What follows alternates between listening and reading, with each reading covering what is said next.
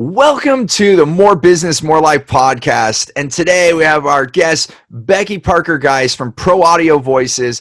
And we've had such an amazing relationship. But what today we're going to explore is how she went from struggling as a solopreneur, working so many hours from the time she woke up till the time she couldn't stay awake any longer. That's how her workday looked.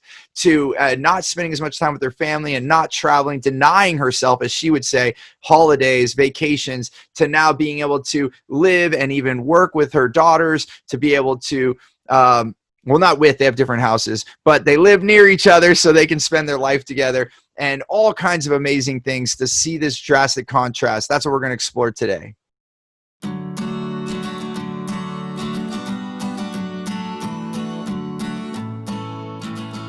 Becky, welcome to the show. Thanks. Great to be here. Yeah, it's a pleasure. I think it's been an amazing journey since I've met you, and I definitely think this conversation will be such an exploration of that. And as you know, this show's all about more business, more life, which has really occurred in your life. So maybe let's start off just quickly about what business you're in and what you're doing, just for context, and then we can dive into some of the stories. Sure. Yeah. So typically we're working with independently published authors, small publishers, and now also people who are interested in getting started in the podcasting world. And but they have content. They want to get it out there in the world in a bigger way. And so what we do is we help with audiobook production, audiobook marketing, and now also podcasting to help them have a bigger impact in the world and to reach more of their audience. It's awesome. And I have to say that, you help us produce this show. So just to be really clear, and I guess even in that, you and I have both worked with each other now, because I've been able to help you and you're helping me. So it's kind of all in the family now, right? Yeah, so it's real wow. Yeah, it's been, it is wow. It is. When you have wow clients, which is a big thing for anybody that's followed me at all, like they know that I'm so adamant about that. You become friends with the people you work with. It's just you can't help it because it's so wow, So Right. maybe actually let's talk about that for a second. Like I know that wasn't always the case for you, so maybe talk about that transformation in your life. Yeah. Well, I certainly have had my share over the many years that I've been doing audiobook production and marketing.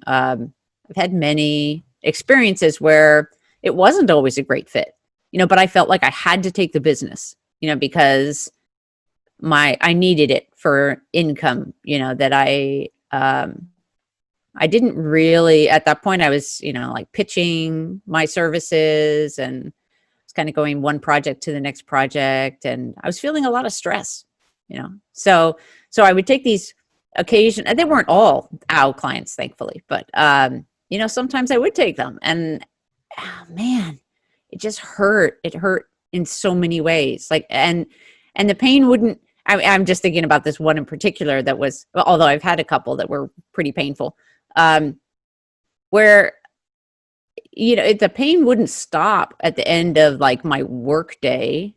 And even though I was working too many hours at the time anyway, but, to be really comfortable, with my own life. But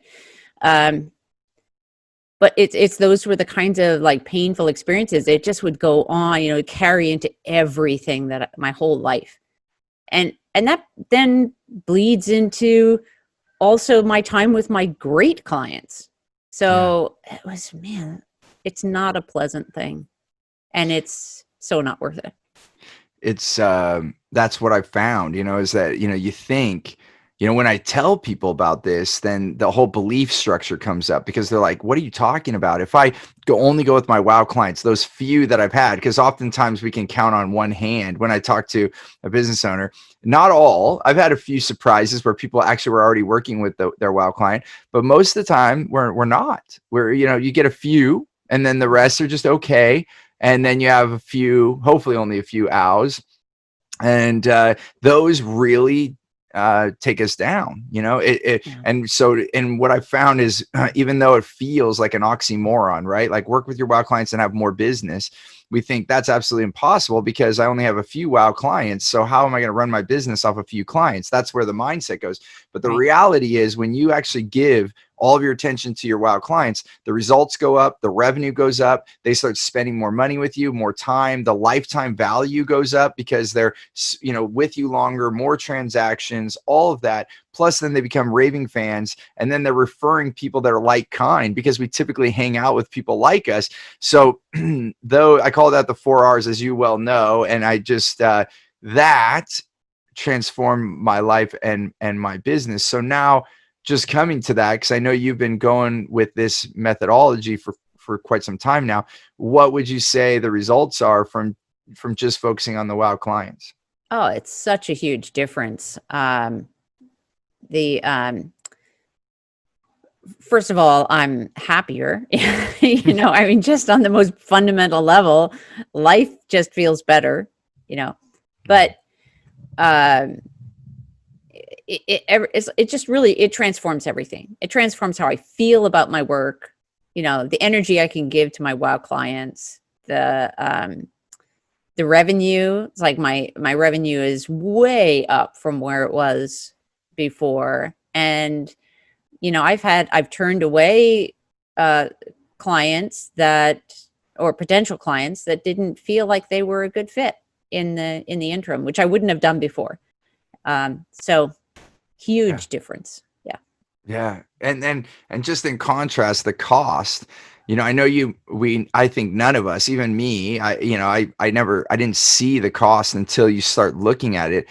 But then you start to realize when you still have those few remnant owl clients as you move towards this, or even if you accidentally grab one during this process, that you're like, oh, wow, look how much this cost me, you know? Yeah. Yeah.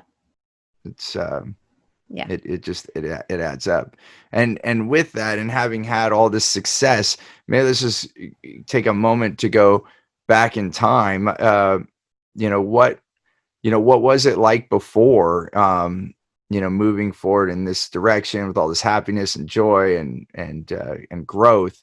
I know Yeah. it wasn't always that way. So maybe just so the audience can get a little perspective here. Yeah. So I was, before we started working together, I was sole proprietor. I was really wearing all the hats in my business, and my work schedule was kind of like get up in the morning, work until I just couldn't function any longer, and then fall into bed, you know, and then try and sleep, and then do it again another, you know, and that would go on and on. Now, that's not to say that I would never take breaks or wouldn't take time out for family or something, like, because family's always been like my very favorite thing, you know, family time. But for the last several years, my kids were grown, so it was mostly just me working, working, working, and it was exhausting, frustrating in many ways. And I was also going project by project. I was having that up and down, you know, that do great for a while, I'm in a project, super, and then it comes to an end. It's like, oh my God, I need to, you know, find more work. And then I would be trying to pitch people, you know, and I'm like looking for networking places. Did a lot of networking, and, you know, networking's great, but not with the stress of like this feeling of I have to pitch. I have to find my clients in this kind of fishing way, you know. It's just a whole different experience than I've been having since. And it was hard. I was not, my life was just not as happy as it is now. I didn't have nearly as much of a feeling of peace and balance as I do now. Life is so much more enjoyable. Well, I'm so happy for you, and thank you for sharing that. And speaking of that, like, maybe share a little bit where it is now, like, just so we can see both sides of this coin. Yeah. So now, first of all, I'm working many fewer hours, and I'm still, you know, it's still a work in progress. I'm still working more than 40 hours a week. Part of that's because I love what I do so much, and I'm working with all these great people. So, but, you know, I'm still it's an ongoing process in terms of finding that balance in my life. But oh my gosh, my income is way up. Even in the last few months, we've gotten our biggest projects ever. Um, really exciting, creative work that I just love. Um, and I'm not pitching anymore.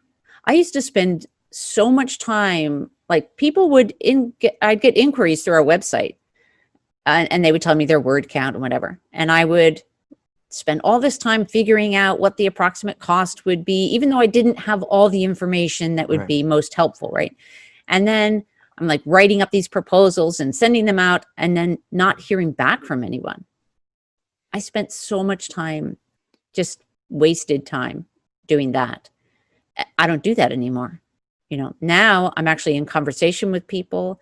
First I'm figuring out if it feels like we might be a good fit for each other and if I can help them. And then we go to another meeting and then we get a little deeper into it. And I'm able to ask these questions that help me get into a deeper conversation and get much better information so I know where they're going. And then I can better also figure out, am I the right person to help them? And if I am, then I can make an offer and, usually go forward together. It's so much easier, so much more enjoyable. Awesome. And I know this is part of our time together because you're speaking of the WOW sales method, right? So with that method and making it so much easier and you're not pitching anymore, what would you say has been the greatest result of that, of using this technique? The greatest result. There's so many and they're all intertwined. And I think I've referenced a lot of them. I will say this, my income has so grown and it happened really quick. The beginning was really quick, when I started to see that shift. Literally in the first, I think it was like first few months, I quadrupled my business. And then it's happened again since then, over a little bit longer time because there was, I had grown so much and then to quadruple again, it's like amazing. But It is. Congratulations because, Thank you. You got to take a lot of credit for this. Like, I do teach these things, but you did it. I mean, that's why I've always said, and I said from the beginning, this is a team effort. Yeah. It's like if you have a plan or a recipe, but you just stick it in the box and do nothing, then you're not cooking the food. You still got to go and do what you got to do. So so congratulations. But for years I tried so many different things. I'd done different programs and stuff with other great leaders, and but I tried implementing things I was being told to do, but it never panned out to any kind of results that was anything close to what I was looking for, and so this was, I remember right before, we first started, when I first saw you speak, and I immediately, there were all these nuggets, that I was like, oh God, yes, I felt so drawn, to working with you. And it's like, okay, so I immediately cleared my schedule so that I could do the weekend event that I'm More Business, More Life, that was going to start the next day. I was like, okay, I have to go. So I just I'm going to make it work. And I did. And then that was the beginning of this journey. And it was a big decision for me because, like I said, I'd spent large amounts of money on other programs and, without the results I was looking for. So, but something inside me was like, this feels so right. And it definitely was. Because within a few months, I'm like, oh my gosh, I started looking at my results and feeling this difference. And it just kept going and growing. It's awesome.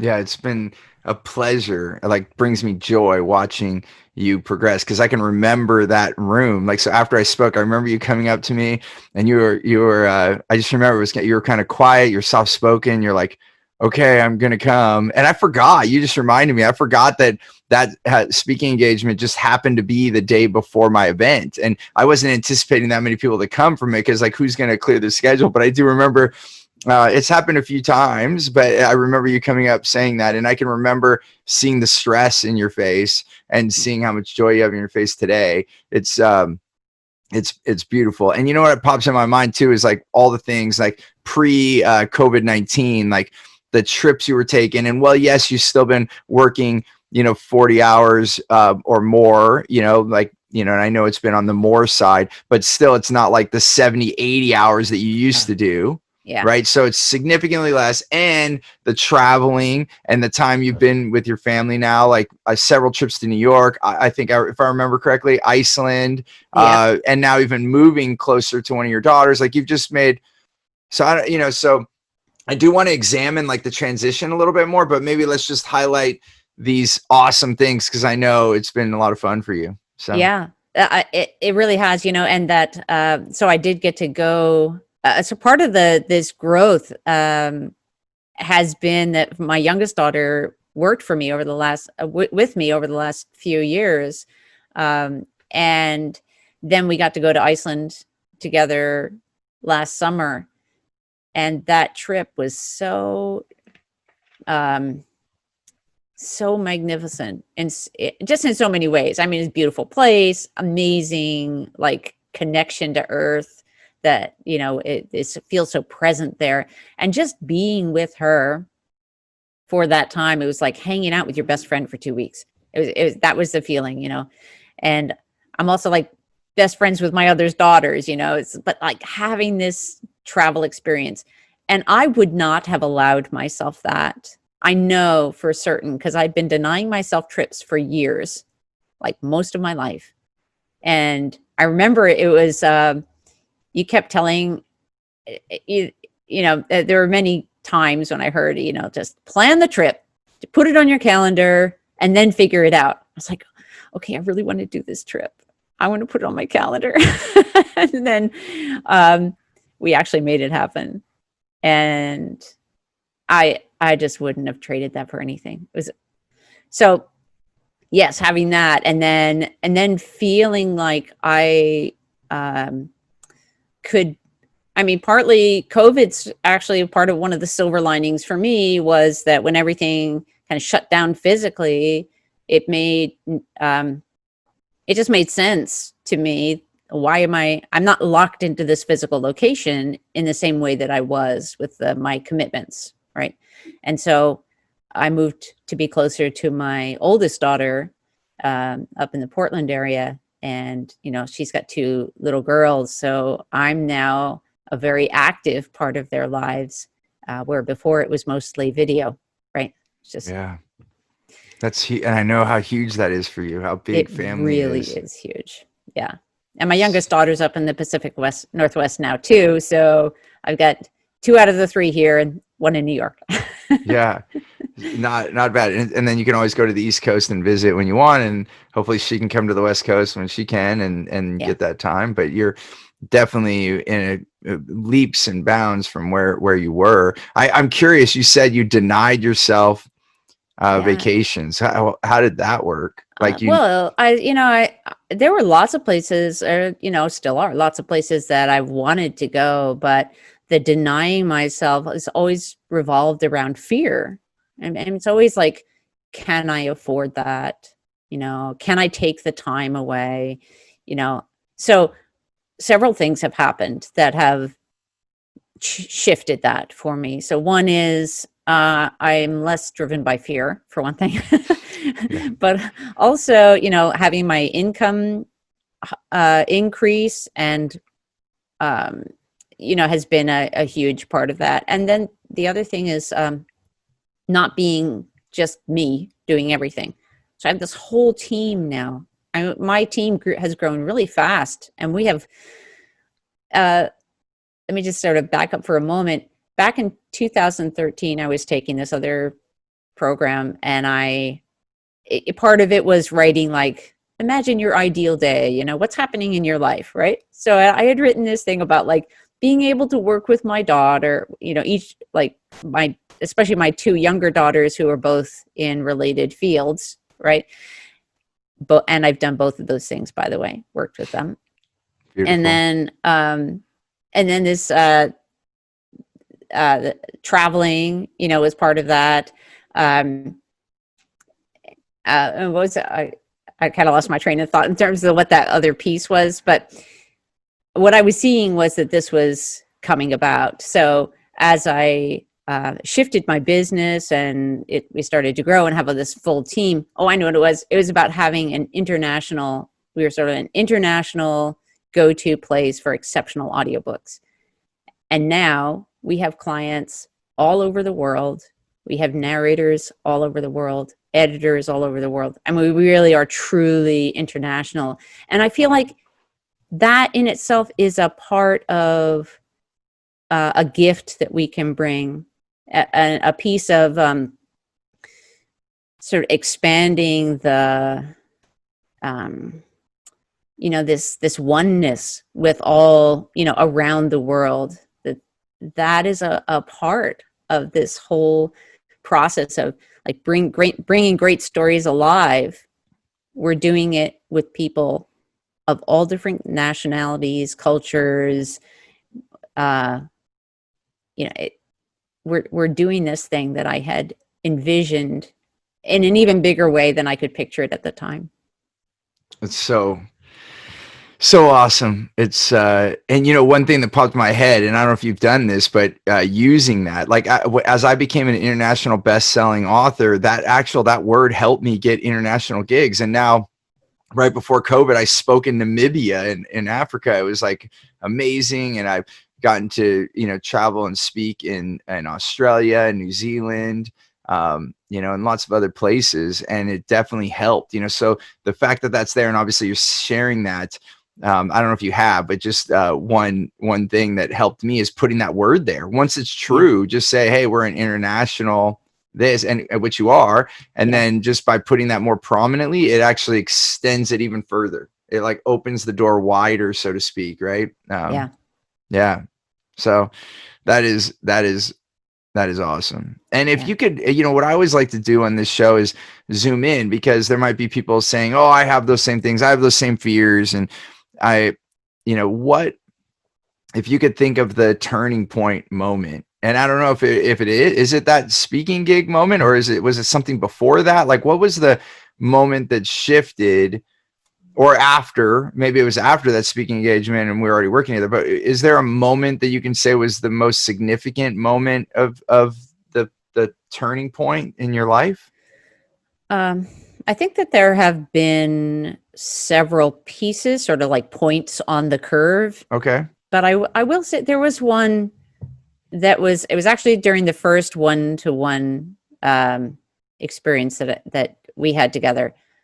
And it was engaging some NLP process around a memory that I had from when an experience I had as a young girl, where basically my mom had told me that bless my mom, she's absolutely wonderful mom.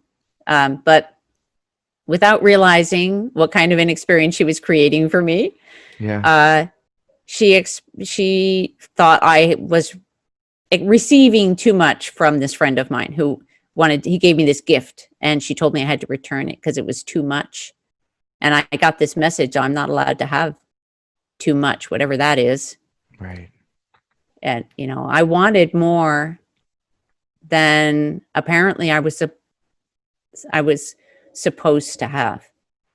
And that, so I've always sort of carried this very quiet, but definitely there, feeling of it's okay to have enough, but it's not okay to have too much, without even knowing what that means.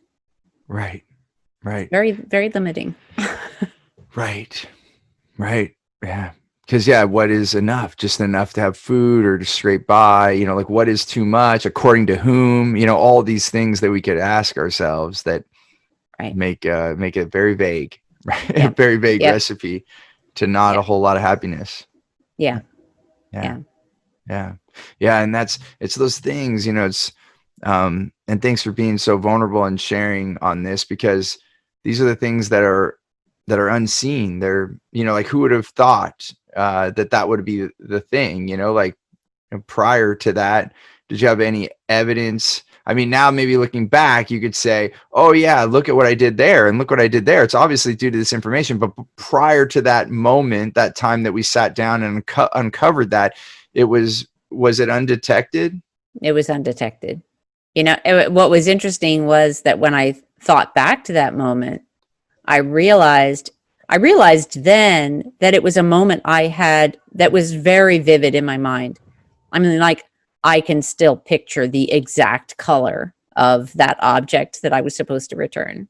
Like, it's still so vivid to me. Right. But shifting how that experience, how I now and how now I can, like, revisit that experience, and it doesn't have the same kind of pain and limitation that it did before we kind of uncovered that as a thing, as a moment. Right. Yeah, because our adult consciousness can start to break that down, but when it's unconscious, that when it's subconscious, when we're not thinking about it, it's there. And that's the wonderful work of the neurolinguistics programming, and also the family systemic patterning that I learned from Bert Hellinger, and what I learned from Carl Buchheit around the NLP side. It changed my life. And even I had learned about this before I met Carl, because I met one of his students, and then that changed my life. And that's why I chose to bring that into my life's work, because I saw, wow, what an impact many stories like what you just stated I had. I'm like, oh my gosh, I had no idea that was affecting me in this way, and stopping me from having this. And I can remember a moment when I was in my car and I was like, oh, this is mine, because mine was a little different flavor. Like, we all have our things, but mine, I didn't realize at the time, was that I would lose things. So no matter how much money I would make or how many things, then things would somehow disappear, and I had to work really hard to not let that happen. And the first time I can remember the moment when I was in my car and I was like, oh, this is mine and it's not going to go away. It doesn't have to go away, and I don't have to feel that way. It's the fear, like you were talking about. There's always a fear that something's going to be there. And Right. many family members in my family history have had those losses, or people hurt them, or different things. And then that caused this fear to trickle down and always be protective. And even though it doesn't serve us. So it's amazing moment. So I guess what would you say to look for another point, a point that was conscious, that you made a choice? Like, so, Yeah. you're having this experience that you were having, which from what I'm hearing was, working from the time you woke up till the time you couldn't work anymore. You were not spending as much time with your kids as you would like. I know it wasn't at zero, but it definitely was a lot less than now. Or even if you did do it, you would feel guilty, right? And then you're denying yourself these vacations and holidays and all these things, and then doing it all yourself, right? That was, I think, you didn't have the team that you have now, and all of those things. So then where was it that you made a choice that you would say started to lead down this path? Well, I guess there are a few things. I mean, one is actually that decision to start working with you, to be honest. I mean, that was really big. Then once we were working together, there were some things that were that felt like small changes, but even just clarifying, getting really clear on what was my best target market, like who exactly, like which aspect of audiobooks did I most want to focus on. And I started, down one path, and that actually led to some more clients. And then I realized, oh no, I think it's actually, I have more to offer in this other area. And so then I started down that path, and it was a little bit like building the verticals within my business one at a time. Yeah.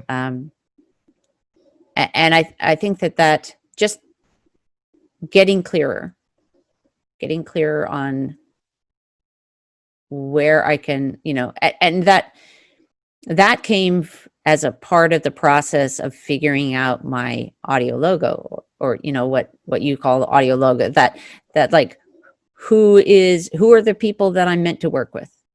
Who are those wow people for me? And for me, they typically are falling in the category of independently published authors and small publishers. But they have, they really want to reach their biggest audience, right? They really care about that. And you'd be surprised. I mean, some authors, I know a lot of authors, and they don't all have that same commitment. Many are just like, I just want to write. And yes, I want to publish, but I don't want to market. Okay. Well, that's not necessarily my best client, because I want people to have a real impact in the world. And if their books aren't actually reaching their audience, then they're not having any impact. Right. And then my mission in life is not being as fulfilled. So it helps me to kind of get clear on who are the people that are a great fit. And of course, those people who are like passionate about getting their works, their messages out there and really reaching their audience, they're the ones who, are excited about what we have to offer, and are exciting to work with. Yeah. Because we can help them. It's so beautiful, Becky, and so true. It gives us clarity, right? Clarity is so huge. I mean, if you just think about it, driving a car or going anywhere, if you put a blindfold on, you have to really slow down to see, to hear, right? I mean, that's what they always say. If we lose one of our abilities, the other ones get accentuated, and that's part of the mind and taking care of us, or survival, however you want to define that. But if you're in a car and there's fog all around you, you can only see so far, and right. You can only get excited about so much, just obviously being careful at that point, because it's just really cloudy and you can't see.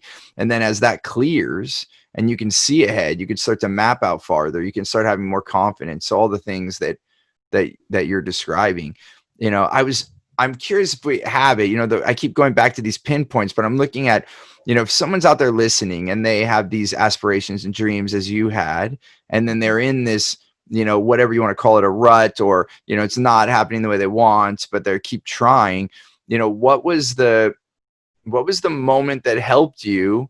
Or if it is a series of moments, okay, but if someone is in that, what's that first step that you took? I guess, I mean, well, this goes through my head, so I'm just going to say it out loud. You were at an event, Right. Yeah. Yep. I mean, so I guess what I feel, and I don't know this, so I want you to say in your words. Yeah. But I know you were showing up for stuff. So I guess that was the choice that you were making. Like, I better go learn something. I'm going to find. So you were obviously seeking knowledge. Otherwise you wouldn't have shown up in my world. Yeah. I was really seeking guidance, because, as I said, I'd done several other kinds of things. I was looking for the path out of the closed room, that I had kind of locked myself into. I was looking for my way out, not out from what I was doing, but the way that I was doing it, because it wasn't achieving what I wanted it to achieve. I wanted more freedom. I wanted more balance. I wanted more income, and I wasn't finding that without help. So it's like, I think I was at a point where I recognized I needed help. Got it. And so I was looking for that. And then when I recognized that it was here, like at the event with you, I was just really, it was very clear to me that we were in alignment, and that you had guidance that would really be helpful to me. And so it was making that decision. And that was, that was probably the biggest turning point, just taking action on that. And it was scary. Honestly, it was scary, because I wasn't, you don't have guarantees, right? I mean, we don't really know for certain anytime we take some action if it's going to pan out the way we hope it will. But my gut was saying yes, and I trusted that. and it Did was you right. always trust your gut like that? No, not always, but I have had a consistent pattern of when I don't, I usually regret it, you know? So that's what helped you in this moment in your life, because you Yeah. had previously experiences that your gut was screaming like go for it, and then you chose not to, and then this time you said, okay, I'm going to listen to it. Yeah. I think there have been more. Yeah. I think there, that the experiences that are coming to mind where I was like, I told myself I was going to trust my gut. And then the moments when I didn't, or so I used to be like a master tenant in a household, right? I would rent rooms to other people. And so when I'd have somebody come, apply for a room or something, there were moments when I was like, I don't know. I just, my gut was saying, no, no, no, no, no. And my mind was saying, yeah, but I got to fill this room, and so fear, right? And then I would say yes. And then, oh man, it'd be so bad every time. It Oh was my so God. consistent. And in many ways, I just like appreciate that. I'm grateful that I had those experiences, because a, a, a whole series of those really helped me get better at trusting my gut. And so, What like a school of gut trusting? yeah, exactly. Exactly. having that job as a master tenant, it's like the silly little jobs that I've had in my life that made an impact, because that's like was not your core business. It was something you were doing, and then it's not like you just had this dream of being a property manager, and then so there you are doing this thing, and then look at the lesson that was so profound Yeah. right now, because here we're talking about one of the biggest shifts in your life, and it was trusting your gut, because it was scary, it was uncertain, like everything in life. I mean, when do we ever have certainty for tomorrow? Yeah. We don't. We think we do, Never. but we don't. Yeah, I mean, right now we're in a time where people are saying everything's so uncertain, and I was talking with one of my other friends, Tyler Rivenbark, and we were talking about how when do you ever have certainty? Yeah. You know, You know? so but that comes back to this we can tend to lean a little bit on that. I definitely am with you, and I can picture moments right now. There's one time when our flight got canceled, it was this whole ordeal, and then we're already at the airport, and so then this inside of me, the consciousness were like, you're already at the airport, get a new flight. And then I'm like working, and it was really hard, and it was like all these extra time trying to find the right flight, and my gut was saying, leave the airport. And I could have got a hotel room for one more night where we were, and then just came, and we had found really quickly, really easily. My wife had found a flight for in the morning, and I was like, no, we're already here. We're like, it's like that whole thing. The part of me Yeah. was being like, it's a pain in the ass, like getting to the airport and all that. But you know what? It was a bigger pain in the butt to deal with what we dealt with. And then we didn't even get home. We ended up having to go through Chicago, and then something happened with that flight, and then we had to get another hotel room in Chicago, and I wasn't even trying to go home. I forgot. We were on this trip, and then I was going to a speaking gig in Denver, and then I was even late getting in because of the choice I made. If I would have left, and my wife gladly pointed this out, if we would have went to the hotel and took the flight in the morning, we would have made it to Denver, no problem, on Yeah. time. It was like, and I can reflect on that. And this was a more recent one. This is a couple of years ago.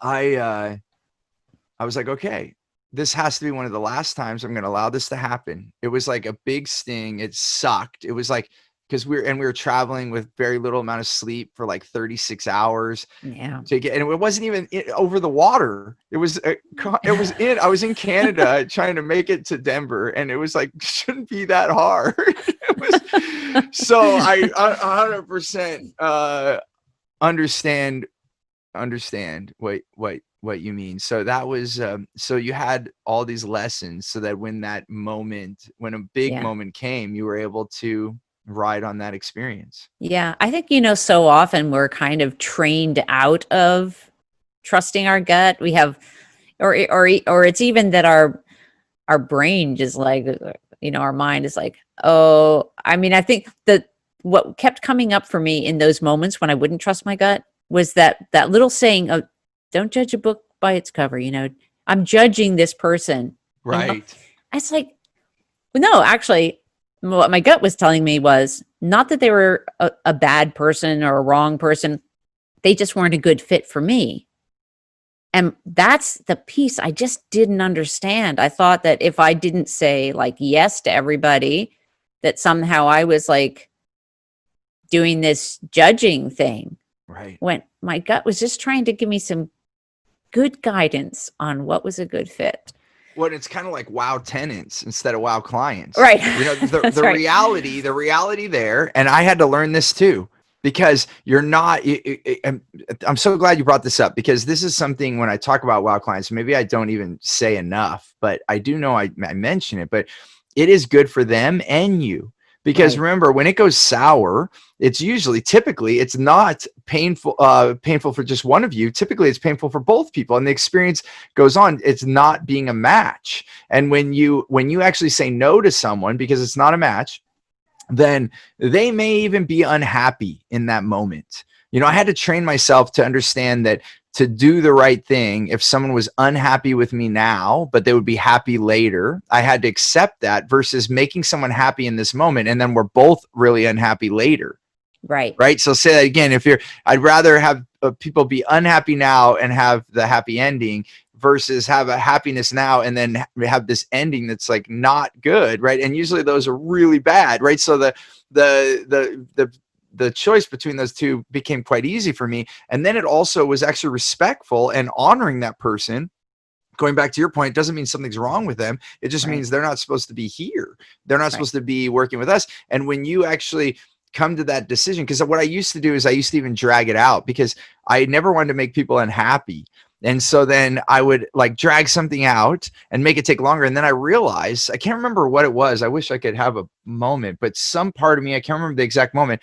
I realized, wow, I'm actually hurting them, because I started to notice like they were saying, Steve, can we work together? Can we do this? And I was dragging it out. If I would have just said no, they would have found, I think even now that I'm letting this draw, I know I'd probably find a moment, but I don't want to take too much time.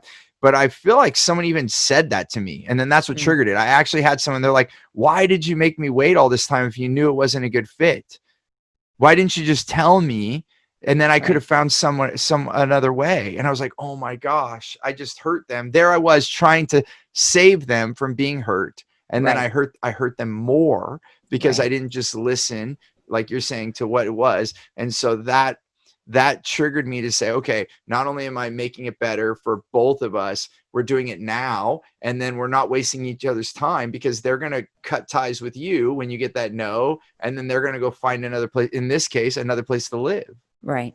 Yeah. It's, Yeah. it's wow. Wow. Yeah. So I think strongly encourage people, trust your gut, trust it. Yeah. It may not make any sense to your mind, but trust it. It actually is a better GPS than the mind is. Yeah. We can spend so much time. And this I learned a lot from Michael Singer, from the surrender experiment. You know, he would let the first thing come to his mind, even if he didn't want to do it at the moment or he didn't think about it, he would just trust it. And, you know, you think about it, how often we get a no and then we convince ourselves with our mind to do a yes. And I did this many, many times. Or we get a yes and then we convince ourselves why not to do it. And then we act on that according to that mental logic. And then it's like, oh crap. Yeah. I had a Yeah. really interesting recent experience with this very concept, and that is that I was over at my daughter's house and we were playing a game. We were playing Code Names, and which is a really fun game. I don't know if you've ever We played it. Okay, yeah. So I was on a team with my daughter, and I would give her a clue, and she would say out loud the exact, like the first thing out of her mouth, the first cards she named were the exact right ones. And then she would convince herself that, no, must not mean that, like time and time again. And so at the end of the round, I was like, oh, if you just done the first thing that you said, would have been right. And she, then her husband said, yeah, she's telling me that all the time too. It's like, Wow. So we have these, it's like the instinctive response is so often the right one. And I think there's also, certainly room for giving thought to that. Of course, because But there is still the worldly things. This is a deeply spiritual thing of like a download or an instinct, but then there's the human aspect of it, of moving through it. So I think, those steps are still important.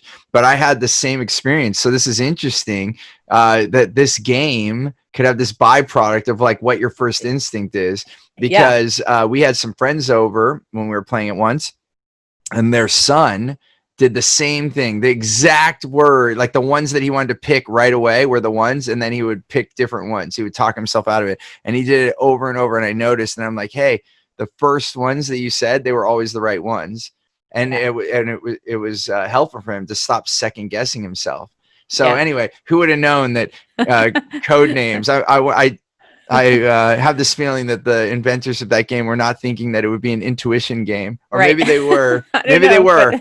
Maybe they were. But it is. It is. So noticing, and sometimes for me it was like I was such a fast mover. I mean, that's why me. I have these turtles on my desk, and I have like sculpture turtles they're right here. Like I'm holding it right now because I need to remind myself to slow down, because sometimes the thing would be there and I wouldn't even notice it. I'd be going so fast. So two things had to happen for me. One, I had to first slow down enough to notice those first instincts come. And two, then I had to listen to it. Right. For me. And that's huge. I mean, who would have thought? I had no idea where this conversation was going to go. And then, number one, I had no idea that the biggest turning point was going to be us. And this is, I know that it was a huge impact, and I know that our relationship has been very meaningful, I think, for both of us. I've truly enjoyed working with you. And this is the exact display of wow clients. It's been it's been joy. Like I've been smiling the whole time we were doing this interview. It's brought me tremendous amount of joy to work with you. It truly is a wow client. And then you've had these amazing results, and we both trusted our gut, because I do the same thing. Like I no longer allow clients just to pick me. It's a mutual thing. And I remember that moment when we decided to work together. I felt it. I'm like, okay, I can help her, and I believe she'll do it, because that's what I'm always looking for. I'm looking for, do they want it? Because if you don't want change, there's nothing I can do. I can't want it more than you, number one. Number two, are you willing to take action? And you were taking so much action, but in all these different ways, right? That if we like take that power that you were using and put it in the right spot, it would make more effectiveness. And then the third is, will you take the guidance? And it takes those three things, I've noticed. And when I have all three of those, then and I think I even told you this at the beginning. And when I have those three things, then we have victories. And look at where we are. Where we are. Yeah, huge victories. Yeah. It's so beautiful. What would you say? Just this has been an amazing exploration, and we have a little bit of time left. I'm curious, what haven't we talked about that was also really big that you think would be useful for someone to know in this transformation that you've gone through? Good question. I feel like so much of the, so one of the things that comes to mind is that there were moments where I felt uncertain about, like, I would ask for guidance on a specific thing, right? And then still part of me was resistant to, should I don't know, should I do that? Or, there was one of them was with a client that was really an owl client. It was causing me a lot of pain. And I was so resistant to letting go, because I was still carrying that fear of, well, then do I have to give her money back? She's going to be so mad at me. I just felt like I should just finish it up, and was that the one that I said, pay them? Yes. I was like, give them all the money back and get out of there. Get out, pull out. Yeah, you kept advising me. I was like, well, I'm so close to being done. And then it just kept dragging on and on and on. So that getting being willing to take the action, even if it, like, on one hand, yes, the following the gut, but that, see, I could tell it wasn't that my gut was saying don't let go. It was the fear that was saying don't let go. It was still pretty new. We'd only been working together for, like, I don't know, 2 or 3 months. And I was still scared about letting go. And so I resisted and held on and held on. So I learned. So I guess maybe this then is the other piece is any of those, whatever happens, just accept it, look for the gift. Like, what did I learn? Be grateful for that. And then make a better choice. And that's what you did. And Yeah. that's what I look for. If somebody repeatedly did that, and then I would probably part ways. I'd be like, hey, I don't think that my guidance is serving you, because we're not taking action. But I never was mad at that moment that you dragged on. I never was offended. I always believe, like, we all have to learn in our own ways. And I just, I never impose my thoughts on you or anyone. They're my opinions, but you asked for it, obviously, and you even paid me for my opinion. And so I gave it, and then it's your job to choose to take it or not. Like I always say, I'll be the guide, but you're going to be the pilot. I'll never take that pilot seat in your life. And so sometimes you might not listen to the tower and take off, and then there's another jet right there, and it's like, oh shoot, and you have to do evasive maneuvers to save your life, and you do, but then you'll never forget that. You're like, maybe I should listen to the tower if they tell me another plane's coming. That's right. Yeah, definitely. It was I guess I had to learn that lesson fully, through that moment. So I'm grateful for what I learned from it. Yep. It's kind of like that airport experience. I mean, I already knew this stuff. And it wasn't that long ago. Like you knew me when I was on this. So I mean, like, even I'm teaching this to you, and then I didn't trust my gut. And I do know, like, I think about it often. So it had to sting bad enough for me to go, okay, you're done with this, Steve. Because I had already learned a lot, and I trust my gut a lot more in the last decade, and it's served me really, really well. But like you said earlier, it's never like perfect. Like, you're still learning, and we're still growing. And so I wasn't happy, especially when you have an engagement and then you're late. That's the thing about flights. We always know something could happen. But the fact that then I look back, I'm like, wow, I did have some choice in that. And I could have done a different route. And I was getting a little gut indication, or maybe not even little, maybe it was big, and I was ignoring it. So we need those sometimes. We need that extra little poke to say, I always say life kind of taps you, and then when we don't listen, it slaps you, So it's, it happens. So if we just have a little less than 3 minutes, and we don't have to end exactly perfect, but I'm just curious, if someone was learning from all of this, what we just said, and this is the last time you were to speak to them, what would be the one thing you would advise them? I guess maybe it's just because we were just talking about it, but trust your gut.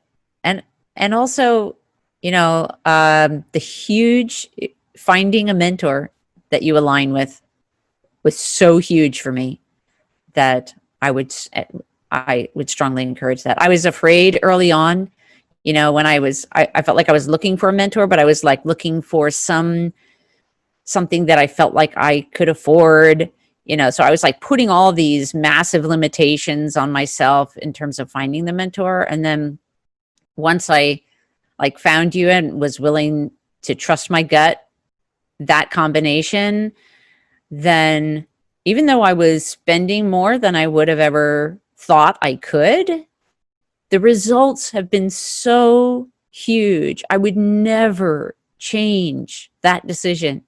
I would never go back and say, oh no, I shouldn't have done that for any reason. Right. It becomes, oh my gosh. I think about what I would have missed out on. No. I know you know Vitalia, and I'm going to have her on the show here soon in the next couple weeks. Yeah. She recently told me, she said, Steve, I was thinking about a relationship and kind of like what you were just saying. And she said, I can't even put a financial number on it anymore. It's priceless. I can't even imagine.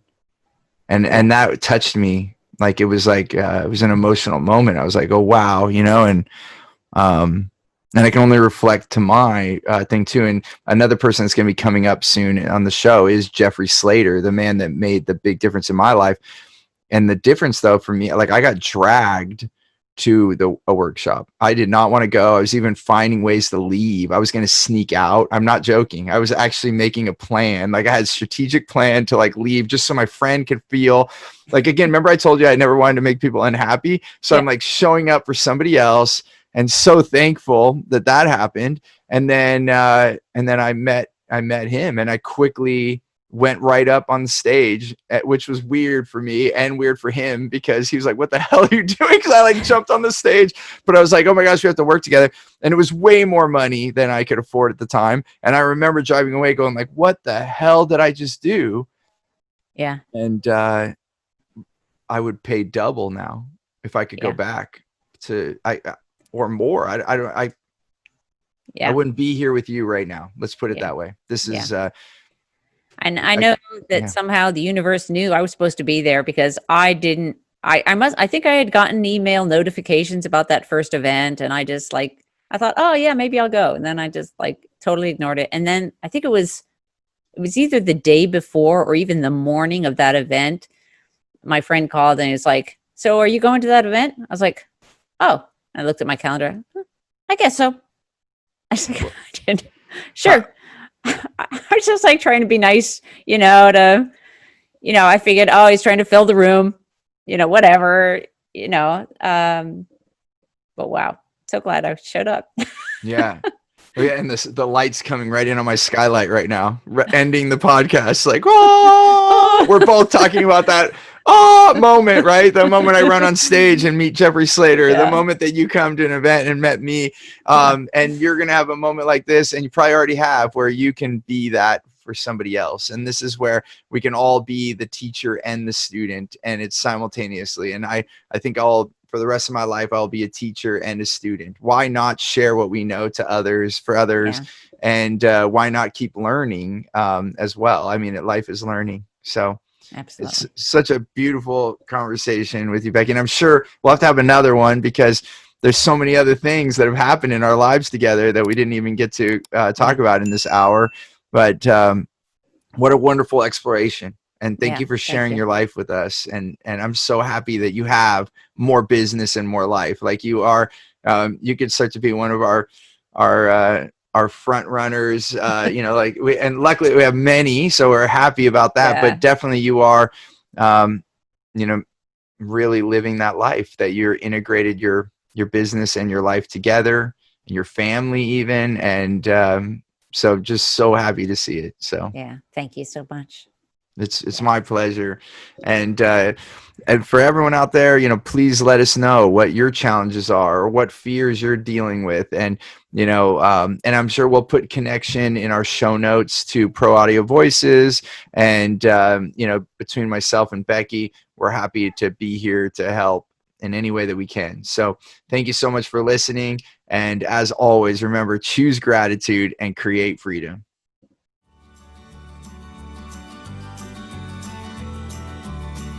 Thanks for listening to the More Business, More Life podcast. I hope you got value. And if you did, we have so many more things for you at stevenapolitan.com. You'll be able to connect with us on social media. We are active. You can ask us questions. And then on top of that, I want to give you a really big gift. And it truly is. We want to give so much value. We have an offering. It's a program called Clear Path to Customers. It's the same way that we attract wow clients, and only working with the right people, the people we want to. And it's transformed my business into millions more in revenue with the right people and my clients. And we're doing it absolutely free. So you can go to stevenapolitan.com and grab that. You just got to put in your information. We'll send it to you promptly. And that again is on stevenapolitan.com. I look forward to having you on the next show. Until then, remember, choose gratitude and create freedom.